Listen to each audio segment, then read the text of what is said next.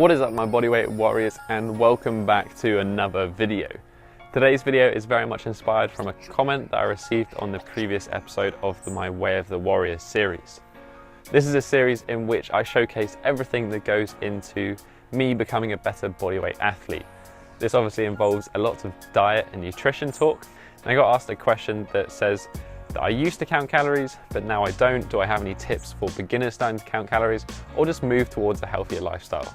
I thought this was a great question and a real opportunity to delve a little bit deeper into this particular subject. So this kind of asks the question, should you count calories? Well, I want to answer this question in a couple of different parts that kind of lead into one another. The first is the fact that quality and type of calories matter more than the quantity of calories. The second part is about how counting calories can still be a useful tool for a lot of people. Before we properly jump into this video, all the studies, articles and books that I will be talking about will be in the description down below for you to go and check out and do some reading of your own if you really want to delve into this one. So firstly, the maybe slightly controversial bit, and that is quality and type of calories matter more than the quantity of calories. You often hear the phrase energy balance thrown around a lot when it comes to IIYFM, if it fits your macros or whatever it is, and kind of supposedly eating healthy. They're not wrong, it's just such a gross oversimplification that it almost is wrong. The idea that you can go online and accurately predict your calorie expenditure without any other tests apart from a few metrics is a little bit stupid. You've got to think about your movement for the day, you've got to think about your environmental factors, the fact that if the room is colder for an extended period of time, you're going to burn more calories just being stood doing nothing in a cold room. And you've also got to think about the effect that food has on your body, not just in a caloric way, but a hormonal and thermic effect of the food. For example, there is a study, they looked at a whole foods meal compared to a processed foods meal, and they looked at the percentage of calories from that meal that was required to digest that meal. The difference was it took double the amount as a percentage to process the whole foods meal compared to processing the processed meal. A difference of 20% of the calories compared to 10% of the calories to digest that meal. That in itself shows there is a difference in the metabolic pathways of processing different foods. Then you also have the fact that protein takes roughly 30% of the calories of protein that you intake to actually digest it, just due to the metabolic pathway it goes through. Then we come on to something like insulin. This is really essential for how our body utilizes glucose. It's there to stop our blood sugar getting too high and shuttle that glucose to where it needs to be, whether this is for energy, whether it's being stored in the liver, the muscle, or in our adipose tissue as fat. There is a reason that high insulin levels and highly insulin-genic foods are actually linked to gaining weight, gaining obesity, and that's because of the pathway that it triggers. It triggers that storage mechanism.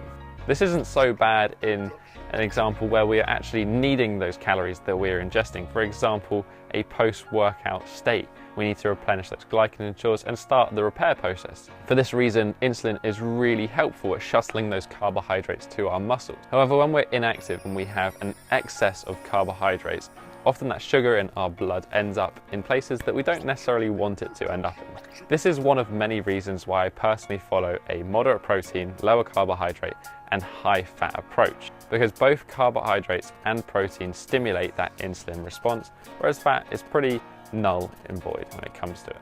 I try to maintain a stable blood sugar in the day, limiting my carbohydrate intake simply because I don't require it. Then after I train, and maybe even a little bit beforehand, I will have some carbohydrates as I need to fuel my energy expenditure for that session and also replenish any glycogen that I do expend. If you want to read more about the kind of carb backloading, low carb principles, again, it'll be in the description down below. So although that's a little bit of a whistle-stop tour in terms of the whole quality and type versus quantity, I hope it illustrates a point that calories aren't the be-all and end-all. But this doesn't really help answer the question, should you count calories? Although they're not necessarily the definitive endpoint, they are very useful in educating people more about food. I did count calories of everything I put into my mouth for about 1 year, and it was useful, not so much for the body composition, as I can do that now without calorie counting, but I think that's only because I did have that period of calorie counting in which I was able to educate myself more about the contents of the food that I'm consuming. When you start to calorie count, you start to understand what sort of calories are in foods. For example, I know that if I'm going to go eat a can of sardines, there is 20 grams of protein and about 15 grams of fat. And if I have 100 grams of potatoes, there's about 20 grams of carbs in there.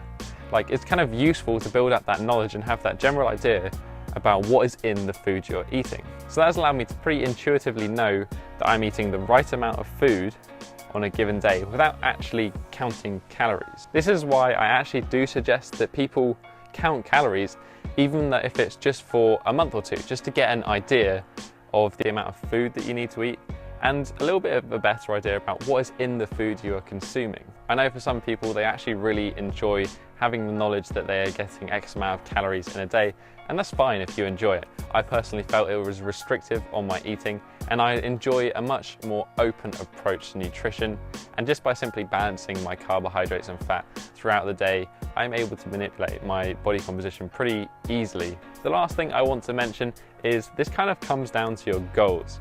What are you trying to achieve by counting calories? If you're preparing for, say, a men's physique show, then yes, it might be useful to count calories and be really stringent about the amount of food you're eating and its effect on your body. When we are training for body weight skills, it's important to manage our strength to weight ratio. For this reason, we essentially don't want to eat too much food or gain too much size or weight, because it's going to be detrimental to our strength to weight ratio. So for this reason, you might want to be conscious of how much you're eating, but you won't necessarily have to be as strict as somebody trying to get down to that 4% body fat. But ultimately, this comes down to personal preference. As I said, I recommend at least counting calories for a bit, just to give you an idea of what you're consuming in a day. But I'd love to hear your thoughts on this topic. Do you find it useful to count calories? Does it help you achieve your goals? Or do you prefer taking a more relaxed approach and just focusing on getting a good quality of food?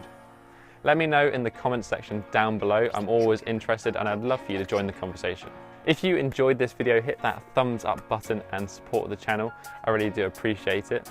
And if you have a friend who is unsure about where to go with their diet and unsure whether they should count calories, then maybe share this video with them. As always, guys, everything I talk about is in the description down below, including some studies, books, and references for this video. But that is it for today, guys. I hope you have a strong and nutritious week. Peace.